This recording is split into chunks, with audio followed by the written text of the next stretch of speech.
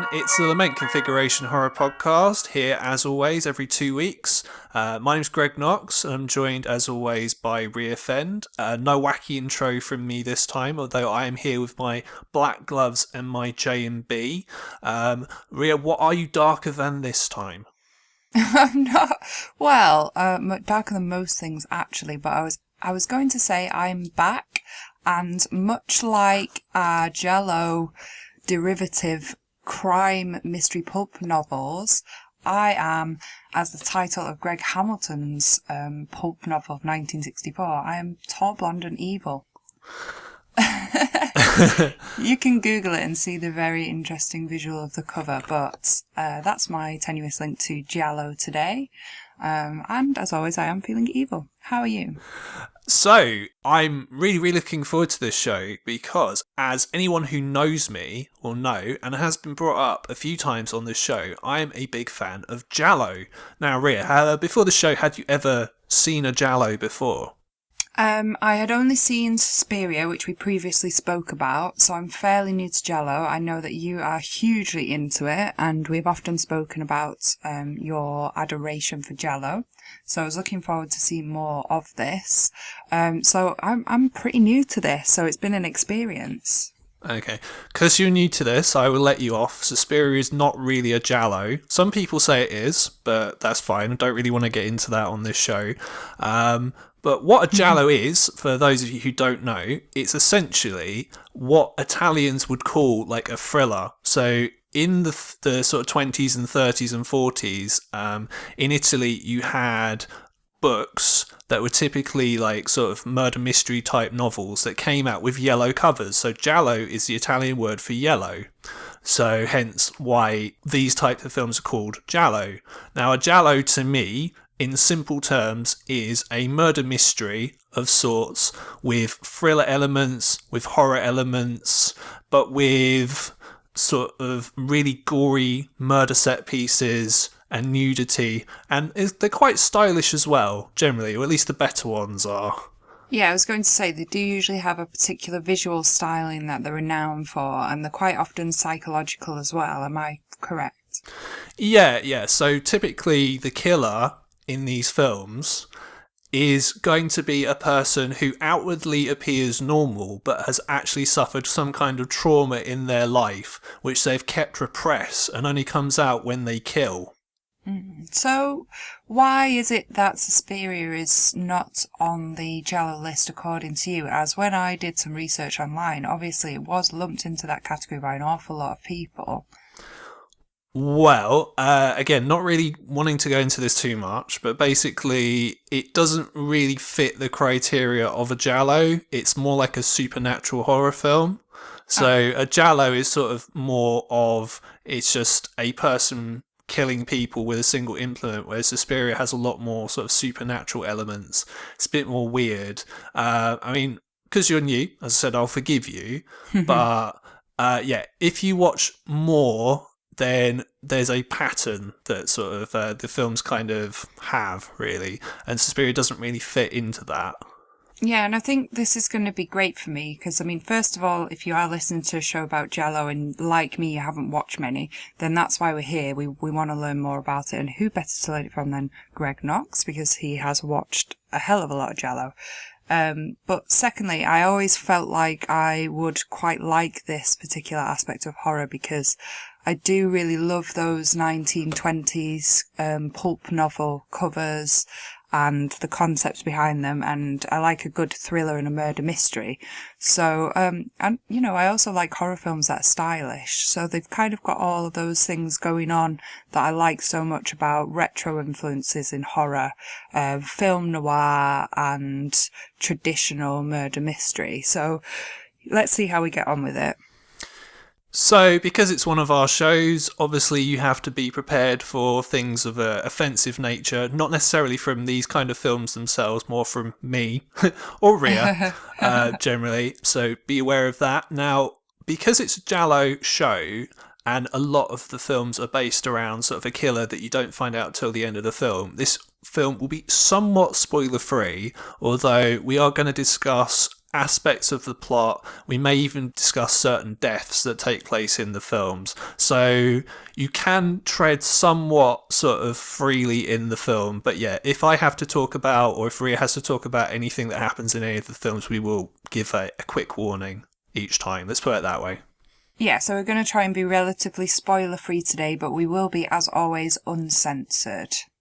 Yeah, so it's not like the Nazi show that we did, but yeah, it's us. So yeah.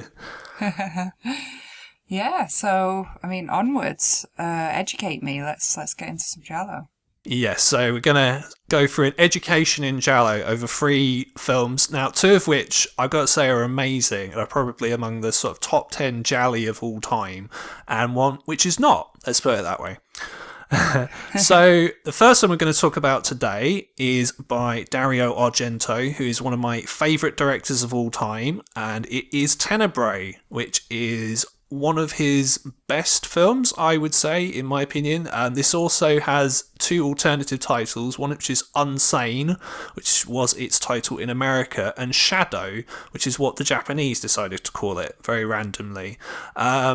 So, Ria, I will let you kind of give the synopsis first of all, before I go into it in more detail. Yeah, Tenebrae is a 1982 horror mystery thriller, and the synopsis is an American writer in Rome is stalked by a serial killer bent on harassing him whilst killing all people associated with his work on his latest book. Speaking of Unsane, is there a new film coming out this year by that title? Yes, it's directed by Steven Soderbergh. That actually has that exact same name. Yeah, so it's not relative to this at all, is it? They just use the name, I think. I think it's purely coincidence, yes. Yeah, interesting. Okay, it's a cool title. Yeah, it's very interesting. So in terms of Argento himself, so Argento released a film in 1970 called The Bird with the Crystal Plumage, which I think of as the Halloween of giallo. So there had been gialli before that. So Mario Bava released 2 very, very good gialli. This Girl Who Knew Too Much and Blood and Black Lace, which are both amazing films. And there had been others, but it's only with The Bird with the Crystal Plumage that it got really, really popular. So it was a very popular film, and it made Argento an instant sort of big name director, even though it was his first film. He had directed other gialli after that, most notably Deep Red or Profondo Rosso, which is probably the best giallo of all time. All of these I still need to see. Yes, they're all definitely worth seeing. And then afterwards he detoured into the supernatural sort of horror of Suspiria and Inferno, which we're going to cover on a later show. And then after Inferno didn't do so well in the Italian box office, he came back to giallo, which is where we are with Tenebrae. Oh, great. Okay, awesome. But yeah, I mean, I enjoyed this film, and I thought it was very stylish, well shot, and well put together. So I can see why you like them. But yeah, at the same time, it's different. I wasn't quite sure what to expect. Yeah, so when I kind of talk about giallo with people who don't really know what it is, it's kind of like a slasher film, but just a bit better. It's a bit more stylish, I guess. I know that's kind of like a reductive way to put it, but that's sort of how I feel about it, because the slasher film comes from giallo in a lot of ways, as we're going to talk about with the next film that we discuss. But yeah, this film is, like you say, it's incredibly well shot. One of the things that I find interesting about it, particularly as you've seen Suspiria, haven't you? I have, yeah. Which I did really love, actually. It is as good as everybody says it is, and they have that beautifully lit sort of primary colour effect throughout the film, which has become quite well used nowadays in horror and iconic of that sort of director and genre. Now, it's quite interesting that you mentioned that. So, yes, as you said, Suspiria and Inferno are very sort of studio shot, and they do use a lot of primary colour lighting. This is very different from that, in that a lot of it is shot outside, but also it's very, very brightly lit. So everything, even the night scenes, are very, very bright. Yeah, I think that's what I wasn't expecting about it, having only seen Suspiria before. I found this quite different, and I really loved how atmospheric Suspiria was, and this still has a certain kind of atmosphere, but it does feel like kind of underdeveloped in terms of the visual style in comparison to Suspiria, where he's obviously taken it to that other level because of the supernatural element of it. Yeah, now it's interesting because Suspiria and this film have the same cinematographer, who's Luciano Tovoli, and originally, because Argento, had made two supernatural films, and this is called Tenebrae, I think a lot of people just assume this would be sort of a follow-on from that, but no, it's very, very different, and I think it works really, really well in that, from what I've read up, on the film itself, even though the film is clearly set in what's supposed to be real life, it's set in Rome. It doesn't feel like what would be the present day. It feels almost very futuristic. Yeah, it does a bit. I think that's what's weird about it as well. It's in terms of plot and structure, it's straightforward like a slasher or horror film should be. So in terms of that, it ticks all of the boxes. It's fairly traditional, I would say. But what's amazing about it is how it's shot. The actual gore and the scenes of killing are very stylish and well done. And the music, for most giallo that I've heard about or looked at music for, often seems to be quite iconic and outstanding and of kind of a similar sort of style, which creates this whole, like, grouping of the genre together in that they do seem to have those features sort of running along, commonly running throughout all giallo, is that the music is very well scored and goes with it incredibly well. Yeah, so Argento, from Deep Red onwards, became synonymous with the prog rock band Goblin, who scored Deep Red and Suspiria, not Inferno for some reason, I'm not entirely sure why, and they also scored Argento's version of Dawn of the Dead that he did as well. So this, technically in the credits, it's not Goblin, it's actually 3/4 of Goblin, but it may as well be. And yeah, this is actually one of my favourite scores that they've done for one of Argento's films. Well, I actually did find something to play for you because I realised that from watching this film for the first time, I realised that a French electro band called Justice that I really love have an album called Cross, and they actually sample, I think it's the intro music, on one of their tracks. So I was just going to play the very beginning few bars of each just so you can compare, because you may not have heard this. So I'll just quickly put it on the speaker. Bear with me a second. Okay, so this is the start of Tenebrae soundtrack.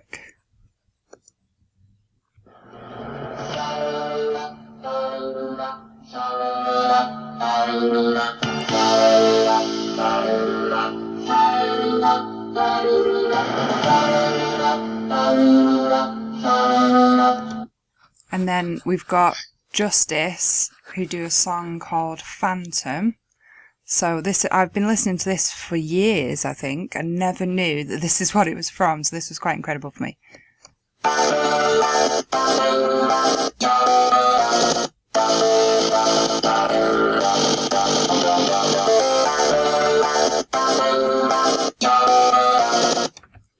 So as you can see, they've taken it directly from that, and it's awesome. They've made it into an electro dance song. So first on this show, we've got a musical interlude. Yeah, I mean, hope you don't mind, just had to make that comparison. It's such a good song as well. I highly recommend Justice if people haven't heard it before. Give their album a go, Cross. It's been out for quite a while now, I think since maybe 2012, but yeah, I didn't realise that they took it from Tenebrae, so excellent taste that they have there.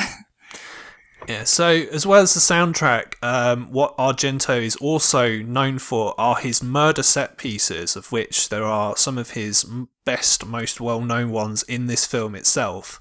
They're not quite as protracted as the ones in, say, Suspiria, for example, but, well, there is one in particular that is quite drawn out. But they are still incredibly stylish. One almost wonders if, the film itself is more just an excuse to kind of stage these like glorious set pieces. Now I know that's not the case because this is, as I said, it's one of Argento's better films, but yeah, they are amazing. Would you not agree? Yeah, I think it's fantastic. And one thing that I noticed about this genre, as you say, is the use of the leather gloves, often a close up so you can't see who it is. So it's just that hint of the killer.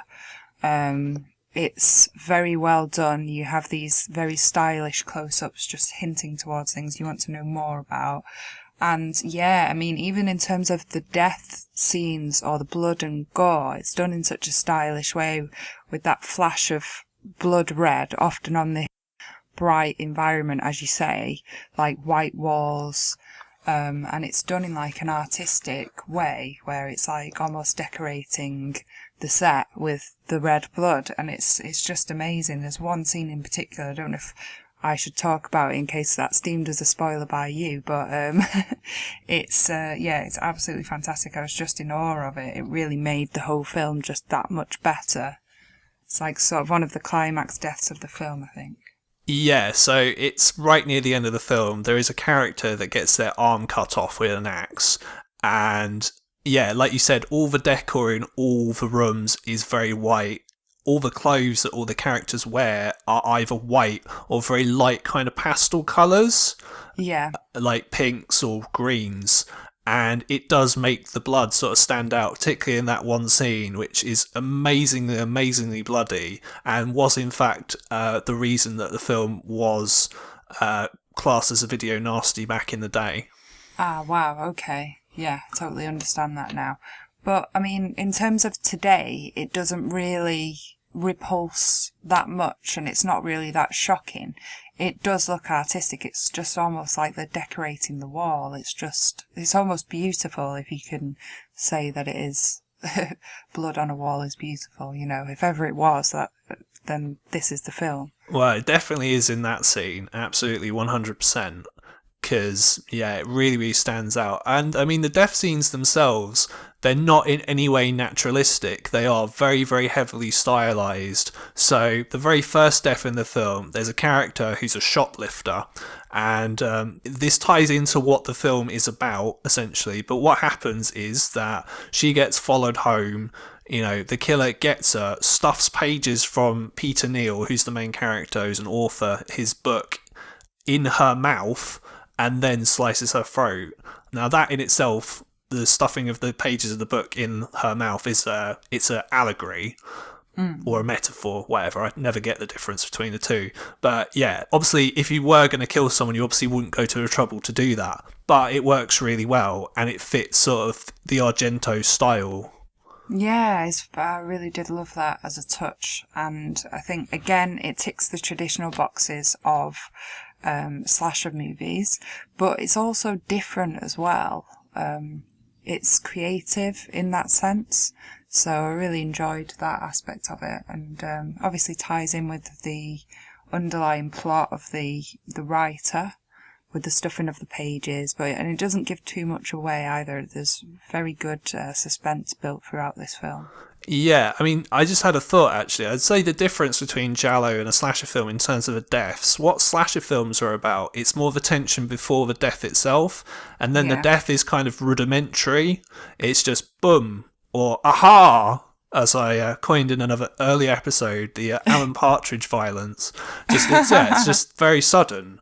Whereas in the giallo, the deaths themselves are very, very creative, or at least the better gialli, you know, with more money, they can afford to do like the ridiculously creative deaths. So like Argento or Mario Bava or Lucio Fulci or Sergio Martino, sort of those kind of caliber of directors, they will use these very long drawn out sort of death scenes, like I said. Yeah. I just had a thought about allegory and metaphor as well. A metaphor is a figure of speech to describe it. So in this case, it's an allegory as it's a visual, but the same concept applies. Yeah, I was never very good at English at school, so all this stuff kind of, I'm not gonna lie, it just goes over my head. It's just like, yeah, it means something, alright, it's fine. It's symbolism, yeah. Yeah. Yeah, there we go, exactly. It's symbolism, because it's very interesting. I want to know your thoughts on this. So, Argento, in his career, has been accused of misogyny quite a lot. And he has quoted different things in interviews. He has said, for example, that he would rather murder a beautiful woman on screen than an ugly man or woman, for example. Yeah. And he said that it's just. He said something along the lines of it's just more interesting to kill a woman on screen than a man. I guess because women are seen as more sympathetic in that Yeah. way. Yeah. It's often to do with costume, I feel, as well, and quite often you can have more skin showing on a woman, which is quite a beautiful thing in death. To me, it's like the contrast of life and death is, I know that they use it as like an excuse to show too much flesh, but if you think about it as not somebody naked, but just somebody with pure white flesh or pure looking flesh, whatever the colour, that it's just naked sort of exposed flesh being killed, it's like that kind of balance between life and death. It seems so much more real and like exposed and vulnerable.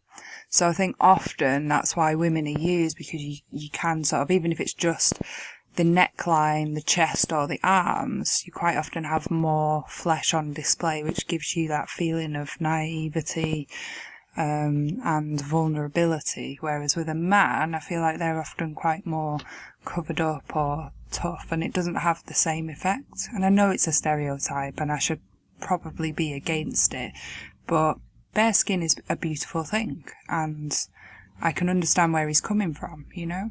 You're not wrong there. I totally agree with that. Absolutely, 100%. And yeah, I mean, in fact, it's quite interesting what you're saying, because there is a very long, protracted set piece around the middle of the film, which involves a character who we're not really told a lot about. It's the daughter of the hotel owner or manager or something. At one point, she's introduced, she's there to fix Peter Neal's plumbing in his hotel room, and that's pretty much all we know about her. When she tells her boyfriend to go fuck yourself, which I thought was hilarious. That was hilarious. I That's thought that was so funny. You gotta love dubbing in these films. It's yeah.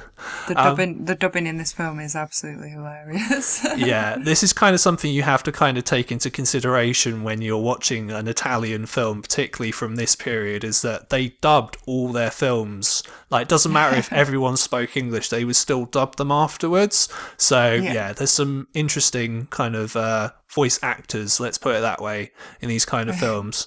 But yeah, She always says fuck in a really weird way. Fuck. Who the fuck are you? Yeah, it said it with an O instead of a U. It's like, go fuck yourself. Yeah, as I said. Who the fuck are you? But this character, whose name's Maria, and that's really all we know about her, yeah, she's wearing this very, very short sort of pink skirt, and she's chased by a dog, which in itself doesn't really make a lot of sense, but this is Argento we're talking about, so I can forgive that it's not really a rational thing to do. So she's chased by this dog, then she somehow ends up at the house of the killer, and it's a really, really big, awesome house as well. This house nowadays would probably cost millions of pounds. Yeah. It's huge. Considering who the character who owns the house is, it doesn't really make a lot of sense, but oh well.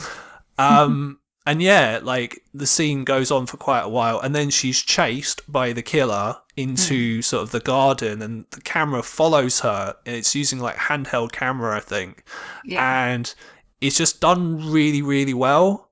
Yeah, I mean, it's awesome. And like you say, the dog doesn't really make much sense, but it is intimidating. The same with the gloves and knives and, you know, the whole aesthetic of it. The dog is intimidating, and she's getting increasingly more scared, and it's building up the intensity and suspense of the whole thing. And without directly showing the killer, which is the important thing, is that it's hidden and you are wondering what's going on and who it is.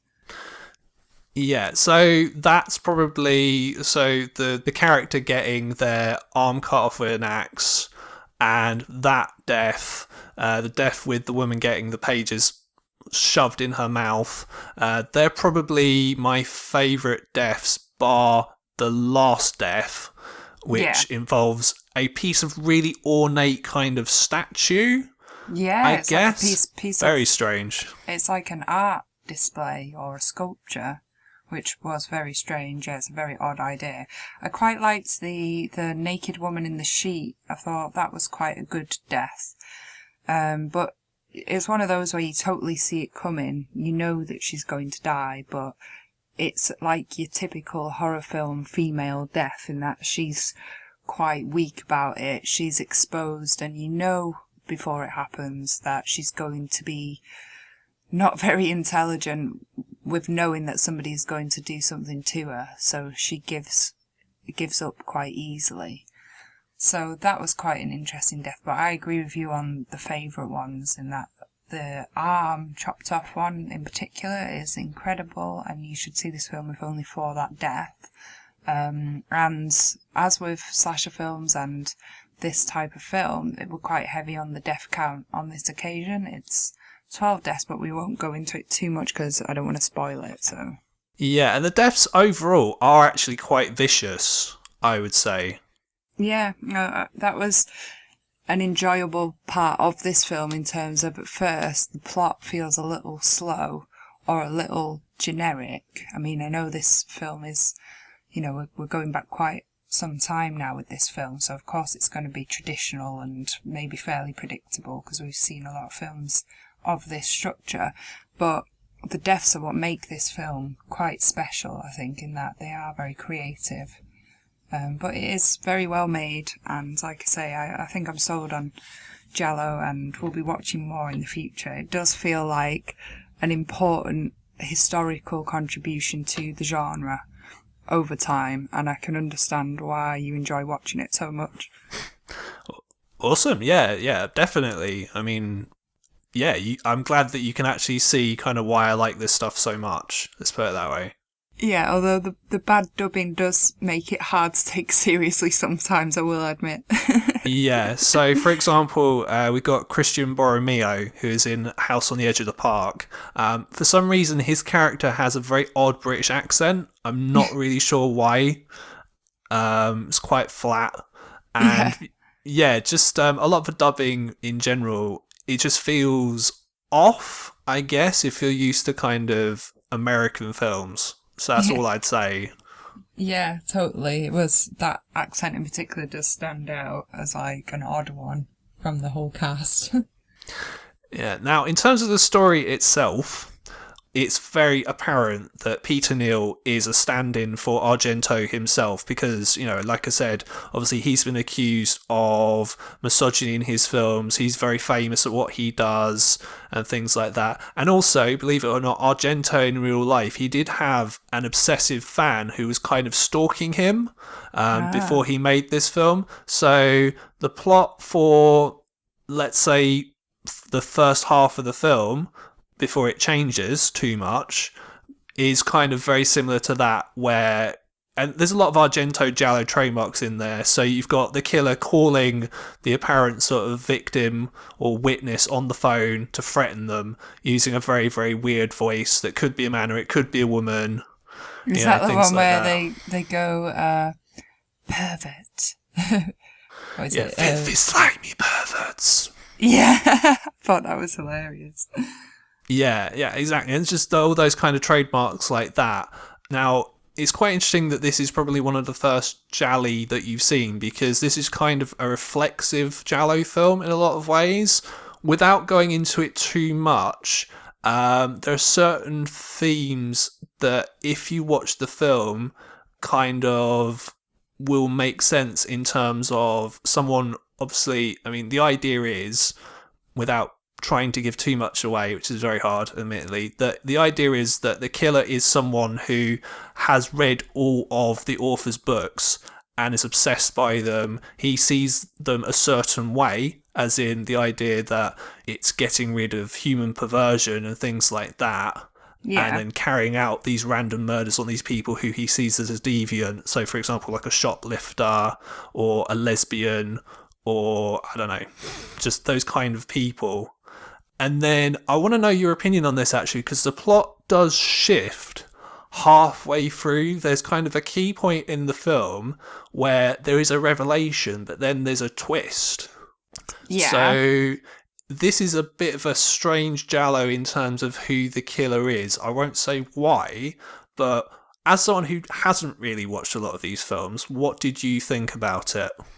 I thought it was good because it was fairly unpredictable.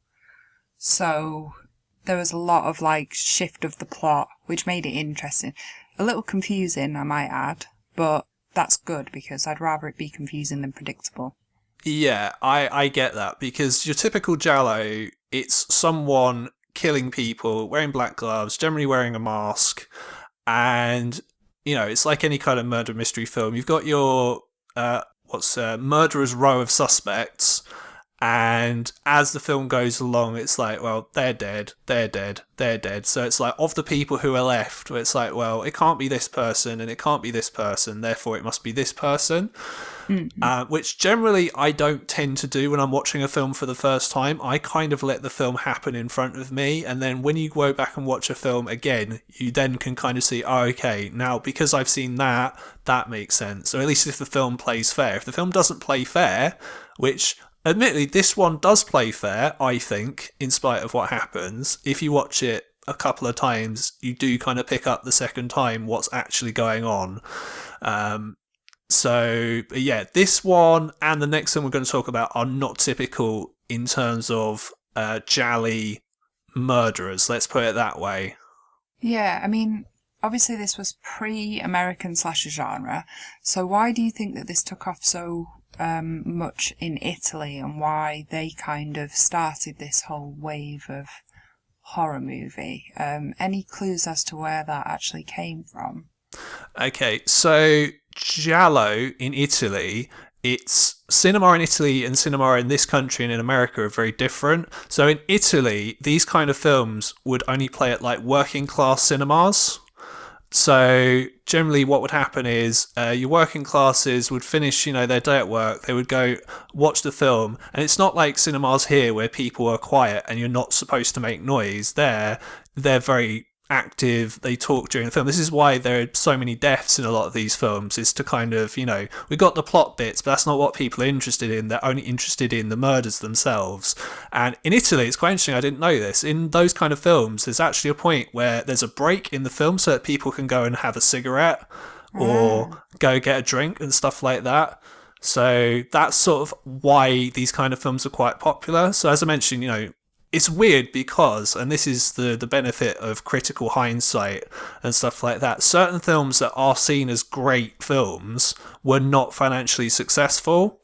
So, believe it or not, as I said, Bird with the Crystal Plumage was very, very financially successful, but something like Blood and Black Lace, which is the first great giallo and is still, in my opinion, one of, say, the top 3 best gialli of all time, was not financially successful, which is why that didn't start the whole giallo trend, and it took another 6 years before it got really popular, and then you had all the copycats.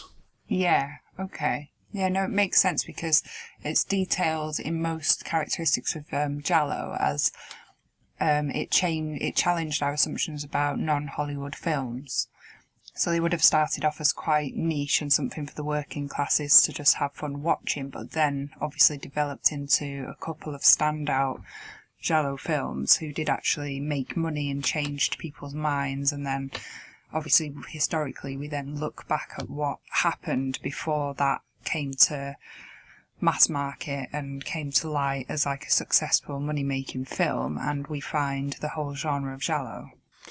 Yeah, now it's quite interesting because this is totally off topic, but it's quite interesting because what happens with every kind of film or every critical movement is there's critical reappraisal, and now because these films are more widely available than they've ever been because of DVD companies and online and stuff like that, we got all these people who read the films differently from, I think, how the original directors intended, let's put it that way. So a film like this, yes, there is definitely subtext going on, but something like, I don't know, Strip Nude for Your Killer, something like that, it was just made purely as an exploitation piece. There is no underlying message in it whatsoever, and people will take these, I don't know, for example, feminist messages out of them, where it's like, they're clearly not there, you're just making this shit up. Well, I haven't seen it, so I can't comment on the messages, but I do find that with a lot of horror films, there often doesn't need to be an underlying message, and things don't need to be explained. It just happens just for viewing pleasure, just because it's interesting to watch. And yeah, so I can agree with you from that perspective, is that it doesn't have to have an explanation or a message, but a lot of people will see it as they want to, and they'll find messages in it that they want to, which is what we naturally do, and is what the media often portrays these days and gets people into trouble. Probably didn't intend to get into trouble. So, last question really, before we wrap this one up. Did you guess who the killer was? No, I didn't. Think back to the first time you saw this. Did you guess who it was? Okay, so, oh god, this is a few years ago. I remember thinking I knew what was going on up to about halfway through the film, and then kind of not knowing what was going on because I'm like, which makes sense if you've seen the film. Yeah. Then yeah, it then like, oh okay, what's going on now?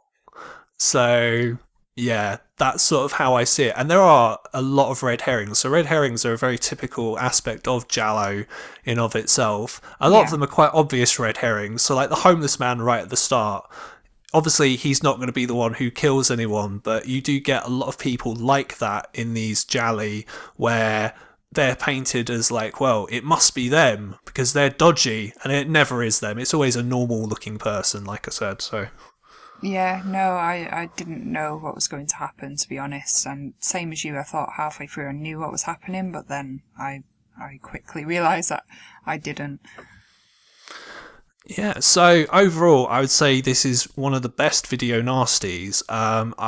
It's not my favourite Argento film at all by any stretch of the imagination, but I do think it is one of his best films. And yeah, really enjoyed it and very, very happy that I've got to talk about it on the show. So, would you deem this a video nasty? Should it have been banned? No. Very easy answer for me. I mean, there is the one scene involving the character getting their arm cut off, which is very bloody, but no. I mean, I'm very desensitized to violence, so I wouldn't see how that could offend anyone, personally. Yeah, I'm going to say no myself, because I didn't find any of this particularly offensive. I thought it was stylish, so... There you go. Maybe they got confused between the two. Maybe they're like, well, this is very stylish, so therefore we must ban it. Yeah, we can't possibly have too many stylish films in the public arena. There you go. So not a video nasty. It is available on DVD and Blu-ray from Arrow, who seem to have made about 3 or 4 different versions of this film. Blu-ray, 4K, standard DVD, double pack. You know, there's many different versions out there for you to get if you live in the UK and you want to watch this film. Comes very, very highly recommended from me, and yeah, I would say probably one of the best gialli of all time. Yeah, really awesome. I can see why they've released it so many times and people want to see it. Historically, it's fantastic. Please watch this film if you love horror. So, earlier, I mentioned a couple of films directed by Mario Bava. Now, the second film we're going to talk about on the show today is directed by Mario Bava, who is, apart from Argento, probably the other great Italian horror director of this period. And we're going to talk about Bay of Blood. Now, with one exception, this is the film with the most alternative titles in the video nasties. So, it's called A Bay of Blood in the UK. In America, it's called Twitch of the Death Nerve, which is kind of a cool name, I suppose. Quite like that one. It also has the following other titles: Bloodbath, Carnage, The Ecology of a Crime, Bloodbath, Bay of Death, The Antecedent, and the one that makes the least amount of sense, Last House on the Left 2. So weird. Okay, they were trying a lot of different options there just to see what would make it take off, I guess. Yeah, so Rhea, tell us what happens in Bay of Blood. Well, it's a 1971 film. The murder of a wealthy heiress by her husband triggers a series of brutal killings in the surrounding Bay Area. It's a fairly straightforward plot. Yes, it is a very straightforward plot. Now, Bava, as I mentioned, he's directed some of the best horror films of the 60s and 70s. So he's directed yeah, some of my favourite horror films. So Blood and Black Lace, which, as I mentioned earlier, one of the best gialli of all time. He's also directed a film called Black Sabbath, which is where the band got their name from. That's a great anthology film. Kill Baby Kill, which I really like. Rabid Dogs, which is a sort of a later film that he made before he passed away. Another great film. And yeah, he's just, again, one of these directors who's just on another level when it comes to sort of directing. He's just amazing because he used to be a cinematographer before he became a director, so his films all are shot really, really well. He's actually the cinematographer on this film, which I would say is not one of his absolute best films, but I still think is really, really good and up there when you're talking about giallo in terms of great films. Yeah, I mean, visually it looks awesome. I love the look of it. It definitely evokes that late 60s, early 70s look. There's still quite a sort of 60s feel to the sets and costume, which I loved about this, but it's just kind of just edging into the 70s, so there is a little bit of a 70s feel to the clothing as well. But yeah, I mean, the vehicles and everything like that are all just on point. It's really something beautiful to look at. I really enjoyed this film. Yeah, I enjoyed it as well. Now, I have to be honest. Now, I've seen this film about 4 or 5 times, kind of lost count. First time I saw this film, I didn't really like it. Now, I blame that on the version that I saw being really, really dark, and I couldn't really make out what was going on when characters were outside. But the plot can be a little bit hard to follow if you've never seen it before. Now, yeah, I agree. I thought visually it looked outstanding. I did find it a little confusing. And I think maybe that a second watch would make everything become much clearer and more enjoyable. I didn't dislike it, but I didn't love it, and I expected to love it more. But I still think, like, after the first watch, I would still deem this a very excellent film. Yeah, I agree. So, having seen it a few more times, I now know exactly what's going on in the film. But one of the issues, of which there aren't that many, but I would say the main issue is if you haven't seen the film before, there's a lot of kind of. Let me try and put this right there. There's a lot of what Christopher Nolan uses in his films, where you've got different characters in different places and it switches from one to the other, which has a disorientating effect if you don't know what's going to happen. Yeah, agree. So it can be very confusing. Yeah, so this is, I've got you watching all these gialli for the first time, and I've picked the DPP anyway, I've picked like these two very uncommon examples of the filone, really, because this isn't really a spoiler.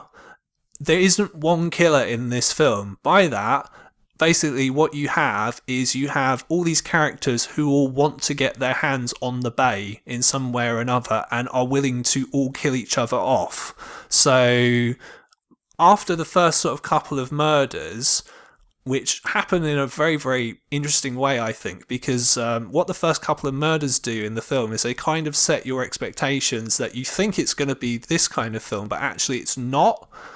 So I've got noted down about the beginning of this film that there's really no dialogue. It's very well shot, it's very arty, you've got these two deaths, and then after that you've got like a bedroom scene which is very a beautiful set, and all the sets are amazing, and then you get the dialogue between the blonde and Frank. So it all starts out very visually very well, and it sets the scene perfectly. And then, like we discussed with Tenebrae, you then have a lot of twists there, so it's not what you expect, which is awesome. And like I said with Tenebrae, that it's a little confusing but unpredictable, so I'd rather it be unpredictable and to have some surprises in there, which is definitely what this film, Bay of Blood, gives you as well.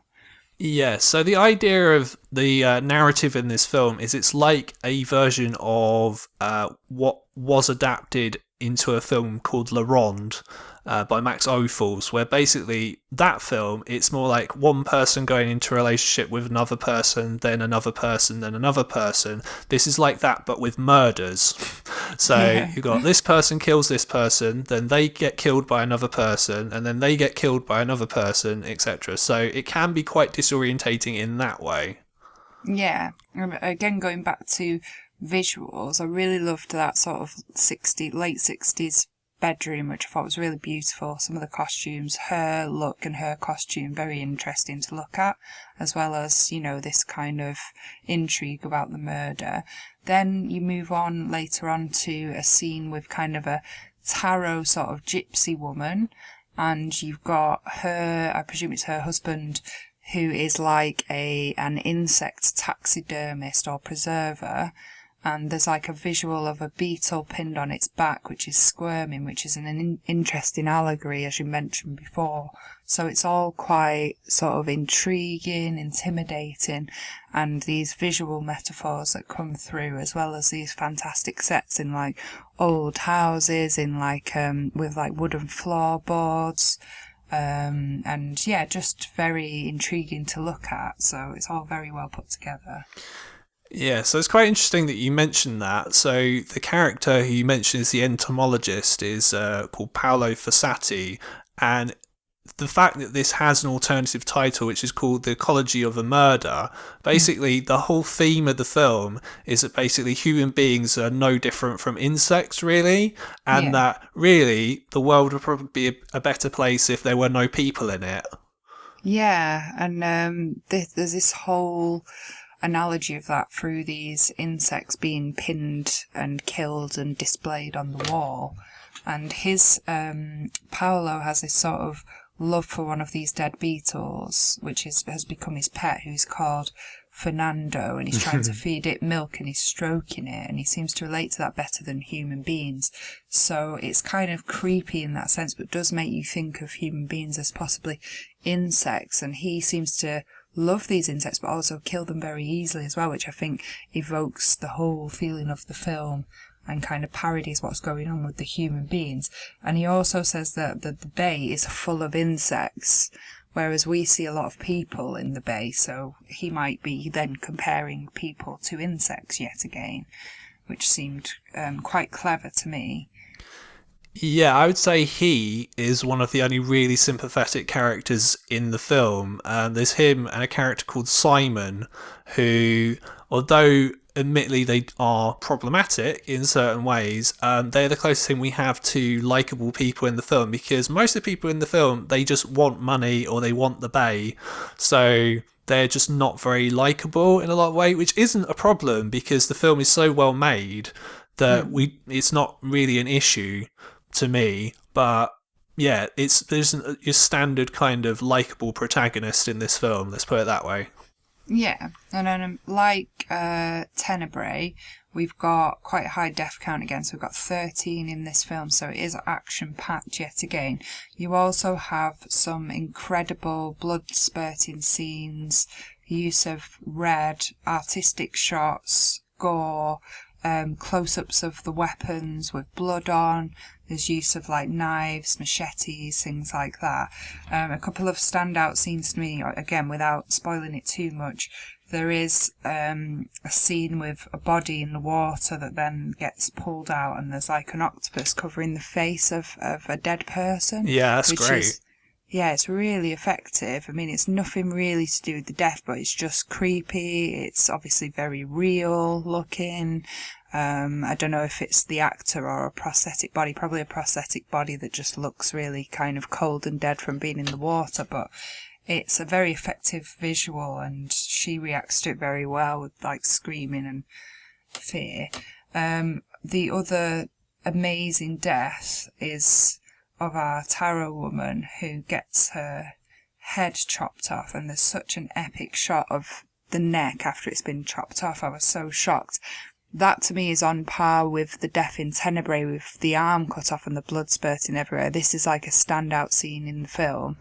And it's very violent, very shocking, and very effective looking. Looking at it, you know that it's not real, but it just has the desired visual effect on screen that you need, like to the level of gore that you need it to be without it being over the top and, you know, utterly sort of sickening. It's just shot very well and very sudden as well.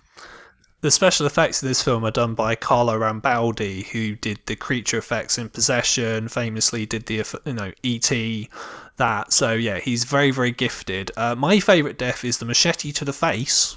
Oh, that's pretty cool. Yeah, it's a nice close-up shot and it does look very effective. I'm loving his work.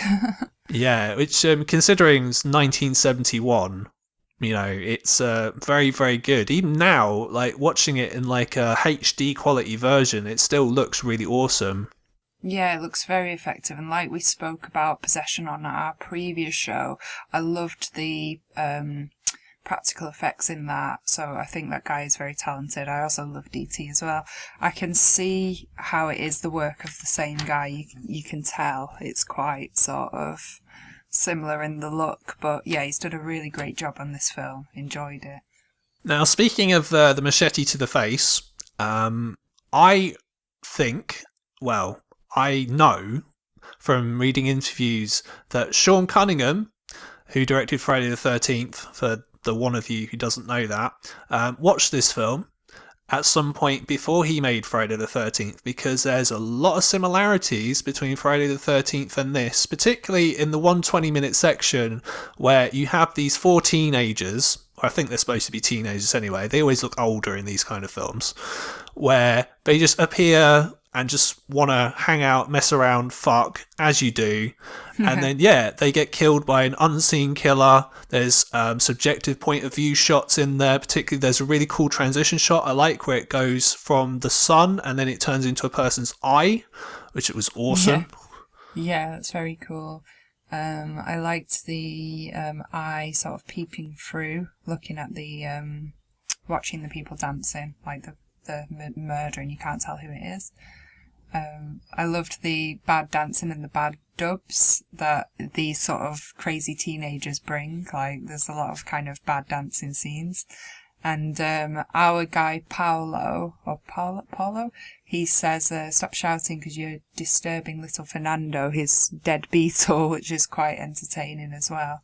So there's a lot of kind of action and humour going on with that scene as soon as they come in. But yeah, I mean, they're relatively useless. They're just there to die.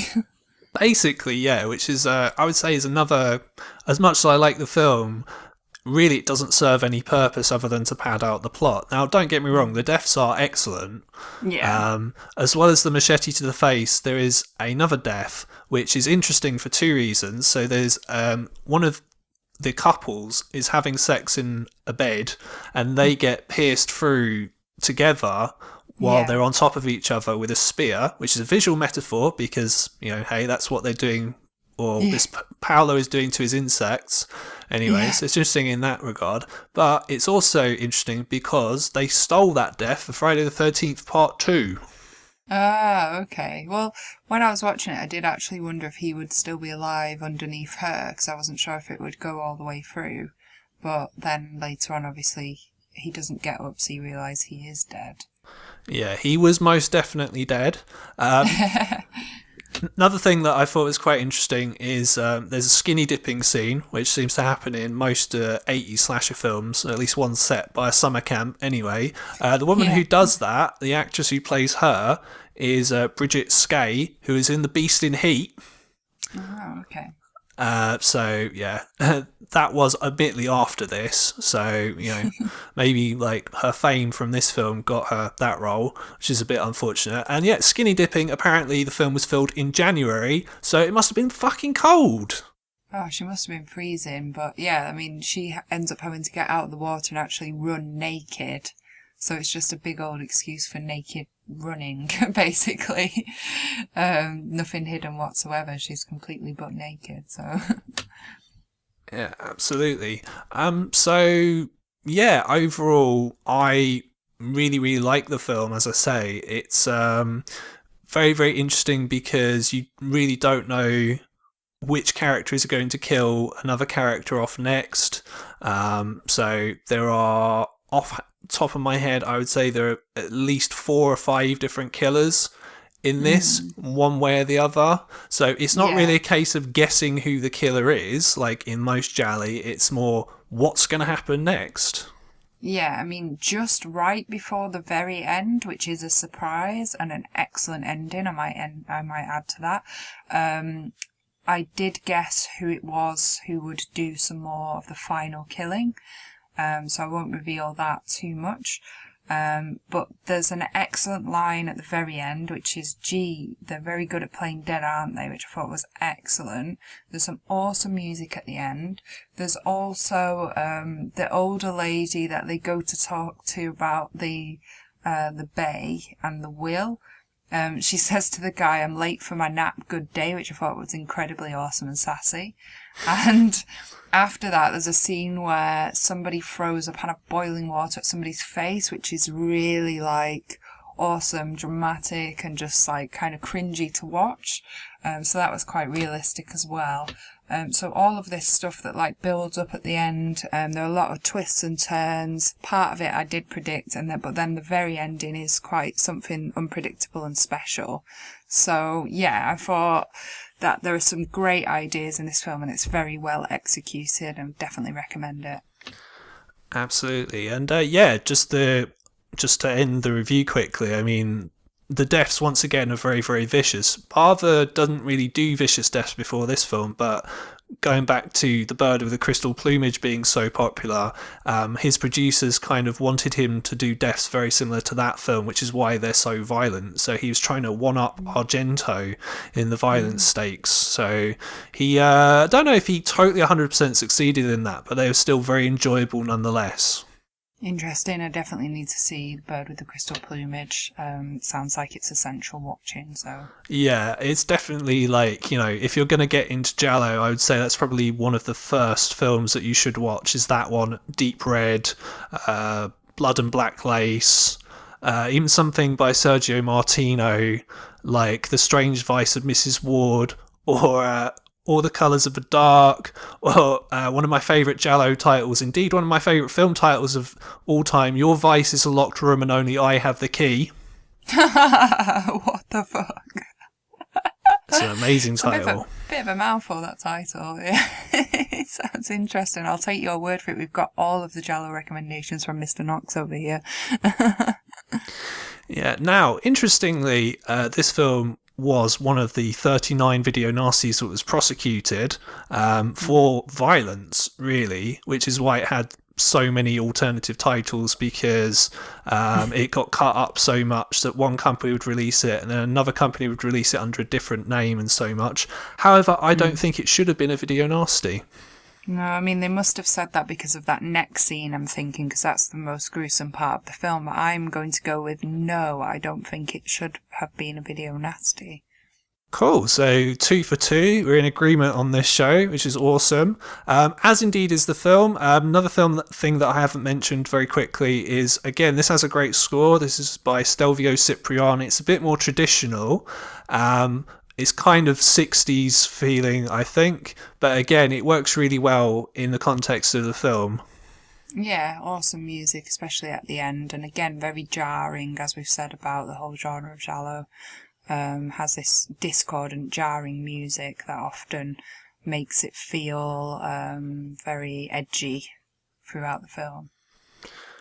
Cool. So this is also available from Arrow. They really got in there with their kind of major giallo, their Bava films and their Argento films. All Bava and Argento's best films and most well-known films are all available from Arrow. This is no exception. I own it on DVD, and you can also get it on Blu-ray as well. As I said, there are other Bava films that I prefer to this, but I still think this is very, very good.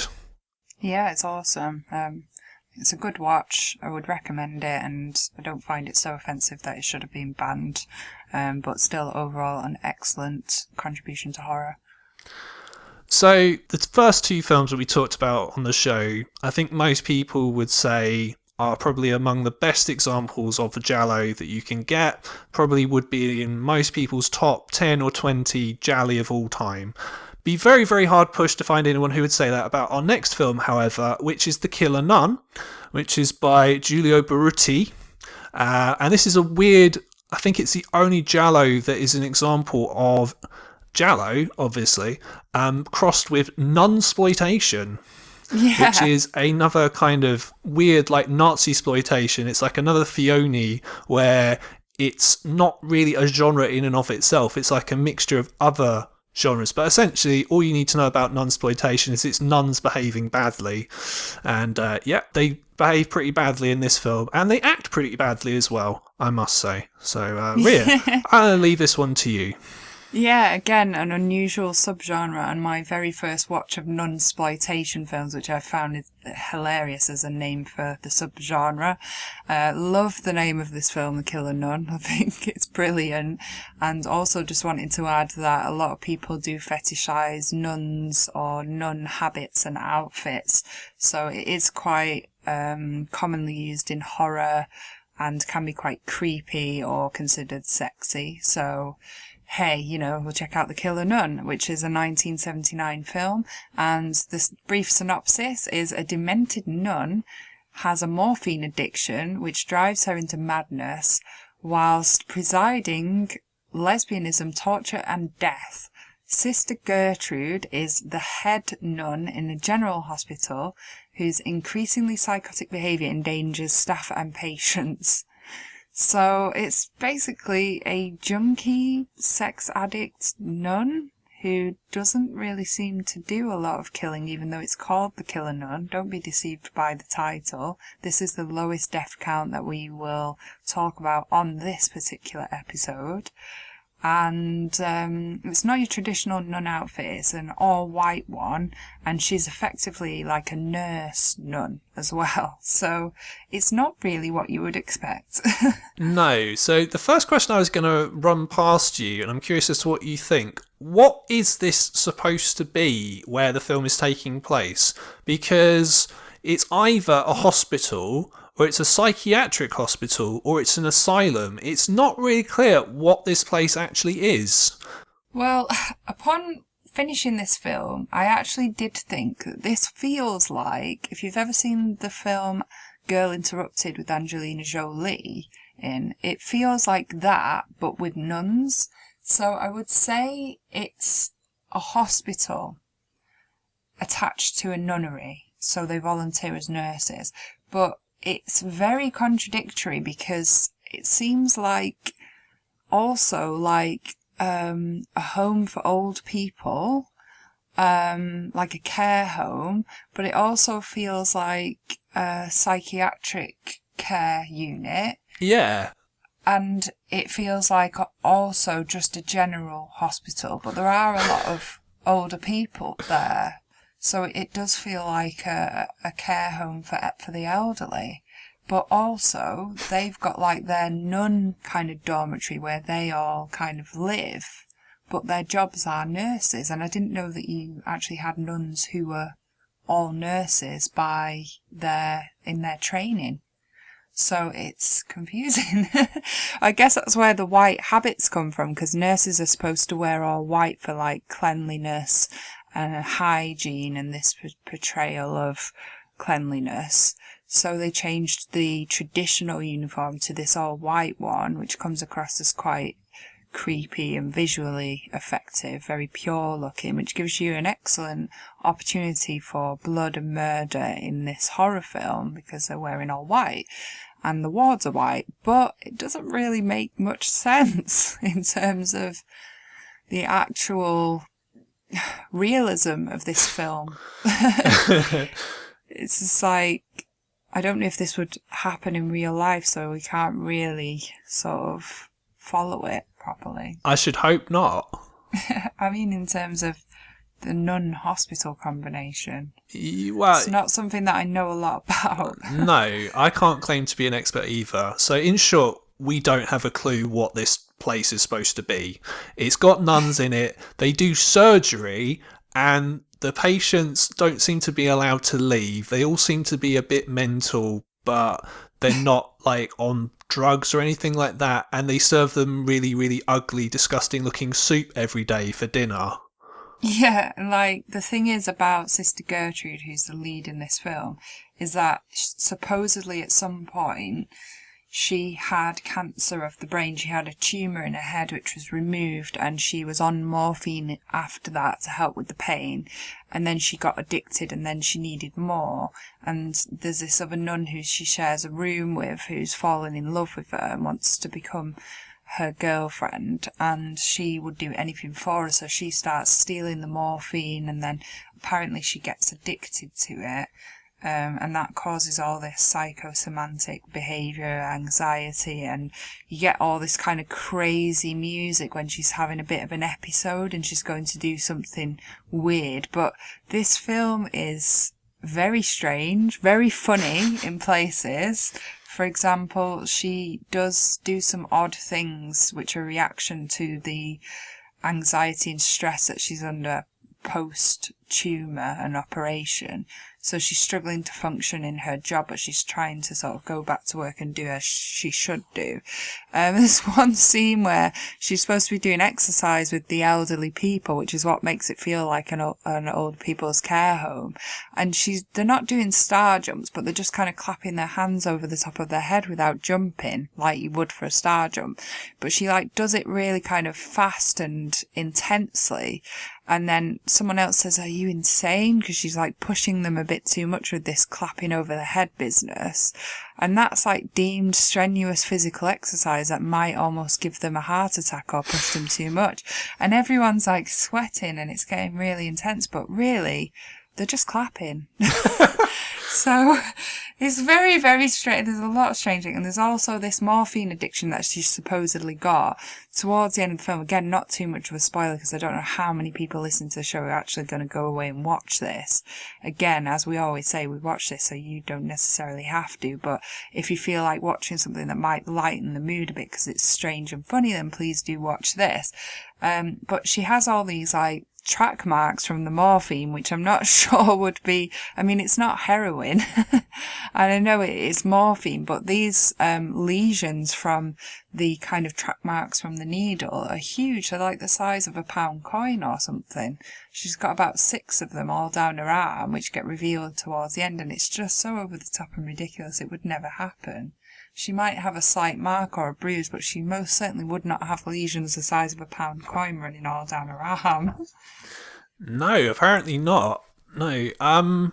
Yeah, I get where you're coming from with the exercise. It is just, they're just clapping their hands above their heads. It's not really all that strenuous, really, is it? And, were you really shocked at the scene where she stamps on some false teeth and That destroys was them? amazing. That was actually really funny. It was so over the top. So she crushes these false teeth of this woman who then almost has a heart attack because she's gone into shock, which is just so bizarre. And whilst this Josephine patient, this elderly woman, is having this trouble breathing because she broke her teeth by stamping on them, so she's now no longer got any false teeth, there's a pack of Tuck biscuits, which are crackers, in shot. So I couldn't help but feel like this film is not only about a psychotic, drug-addicted sex monster of a nun, but it's also sponsored by Tuck biscuits. So, and I really love that hilarious scene where she goes to find a man in a bar and she says that's how amazing. much she likes beards, and then she just takes some random guy back to the corridor in her dorm for sex. And a then beard. She's I like beards. Yeah, and then she's super happy after she gets some sex, because obviously she's probably refrained for forever because she's a nun. But it's just all a bit crazy. It's just makes no sense. Yeah, what I loved about that scene is, first of all, it went on way too long. That was 10 minutes of the film, which was based on her going on a train, getting some money she stole a ring from the old woman. So she went to sell the ring, and then she just went to a bar. It's not sure about him. He's too Latin for my tastes. And then, just finding some random guy just to fuck standing up, wearing all their clothes, and this cheesy music playing in the background the whole time. Oh God, it's just so strange. But the funniest part was when she goes into the bar and she's looking at the menu and she says, "I think I'll start with a man. Sorry, cognac." It's just could you be any more obvious? Yeah. Oh, there's quite an interesting bit with the Mother Superior, who's always talking to her, telling her to kind of get her life together and stop complaining, and then she says to her that it's a nun's vocation is to suffer, and she puts the phone down and calls her a bitch.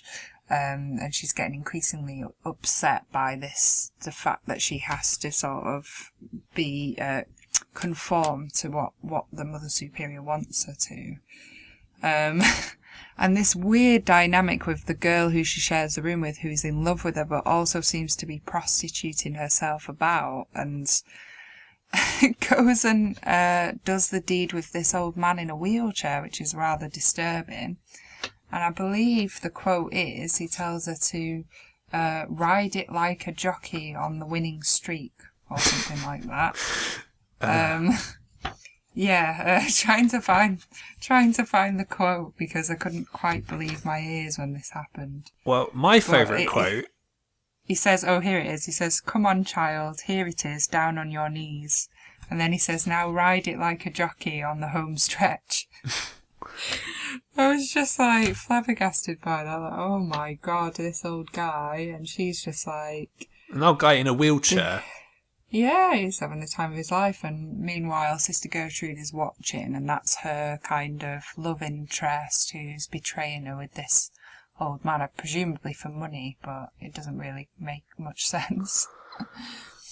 So one of my favourite lines in the whole film, apart from the one about the beard, was there's all these random patients that really don't serve any purpose in the film because they don't die and they don't really have any interesting characters whatsoever. They're just there to be a bit weird. And one of them's this older lady called Baroness, and the Baroness has this great quote, which is, "Absolutely no respect for the country's aristocracy. One of my ancestors went to bed with Napoleon." Oh God, yeah. Like that's something to be respected. Yeah, very, very random. And yeah, to me, you said it was Girl Interrupted, but with nuns. To me, this is One Flew Over the Cuckoo's Nest, but with nuns. So, yeah, very similar concepts. And I agree with you on One Flew Over the Cuckoo's Nest, which is an excellent film. About 1/10 as good, and that's being generous. Yeah. That's not to say the film's an absolute piece of shit, but yeah, compared to the two films we talked about earlier, it's really not very good at all. It's interesting because it's quite off the wall and it doesn't make any sense, so it made me laugh. But the title is very misleading. There's not a lot of killing. I mean, the death count for this film is 5. Not going to go into it too much, but I mean, the guy in the wheelchair does die, which is kind of funny. He gets found in a field. Cotton wool in his mouth. Yeah, the laundry chute death was quite creative.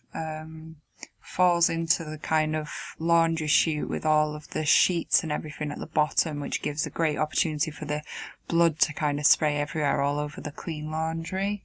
It looks relatively white if it has been cleaned and left in there, but it's like this huge big pile of bedding and this dead body that falls down the hatch onto it.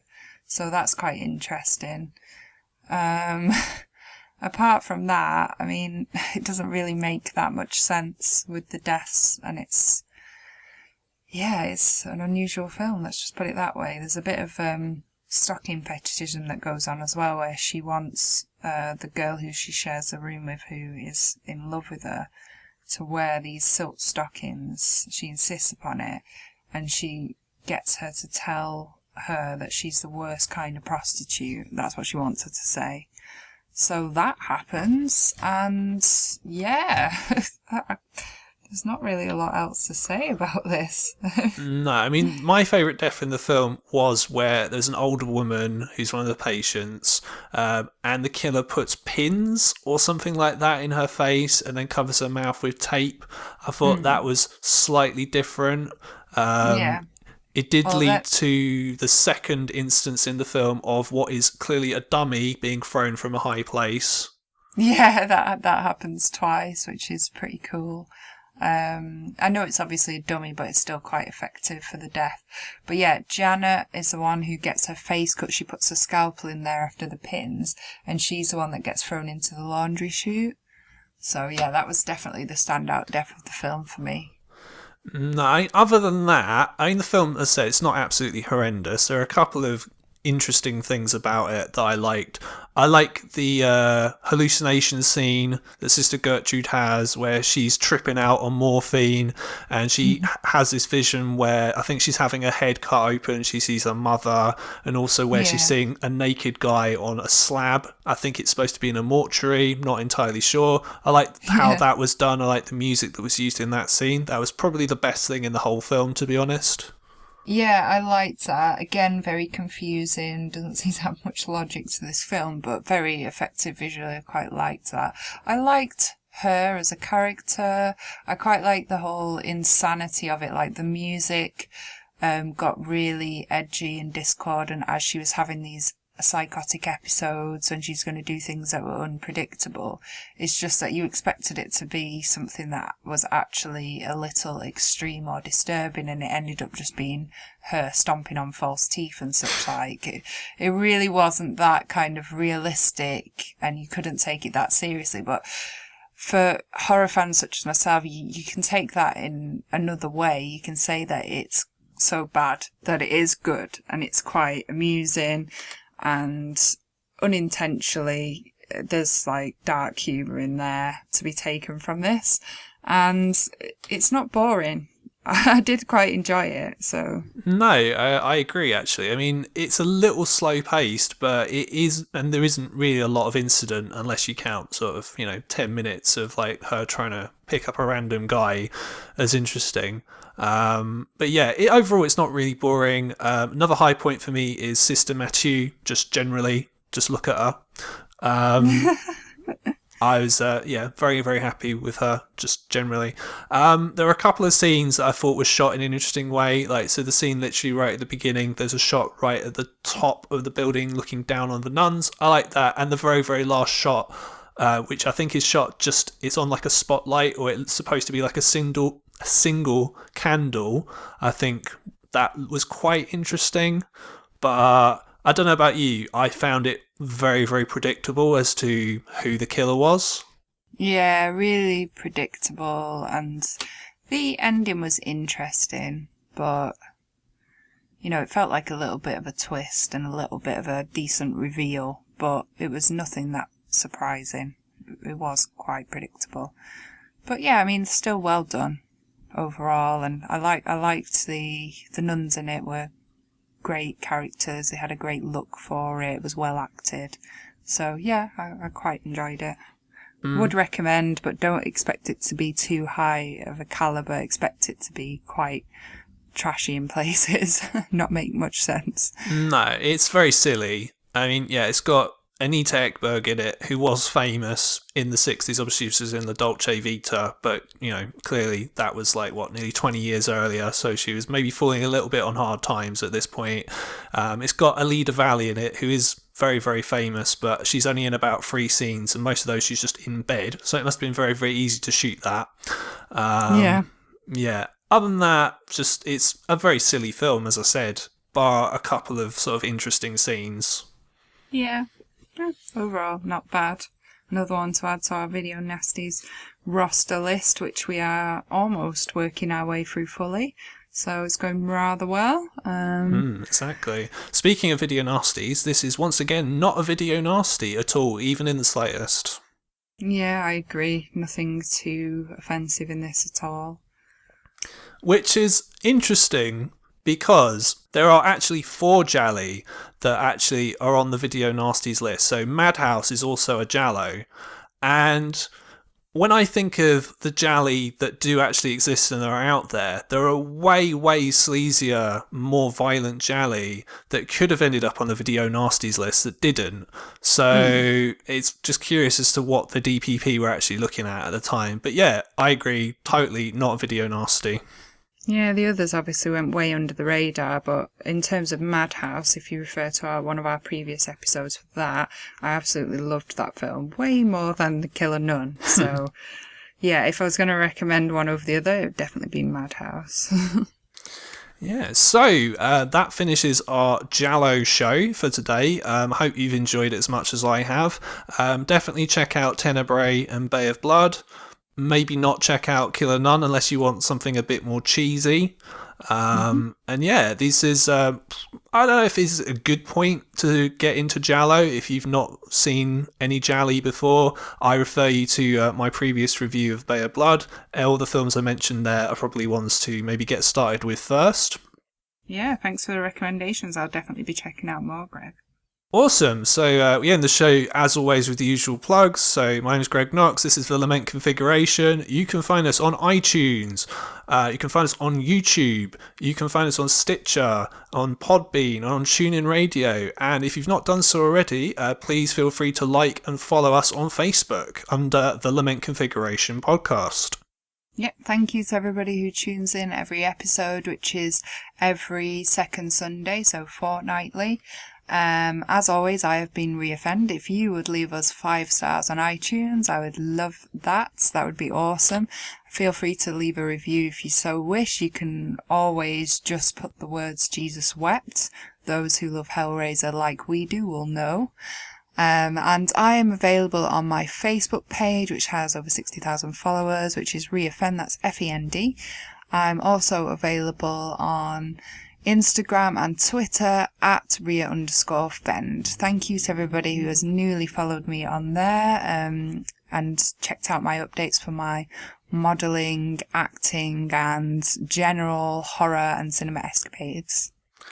Awesome. So on the next show, we're going to be covering someone who is a very interesting director. He's probably one of the most interesting, I would say, cult directors of all time. Is Mr. Jess Franco, who somehow managed to get 3 of his films on the video Nasties list.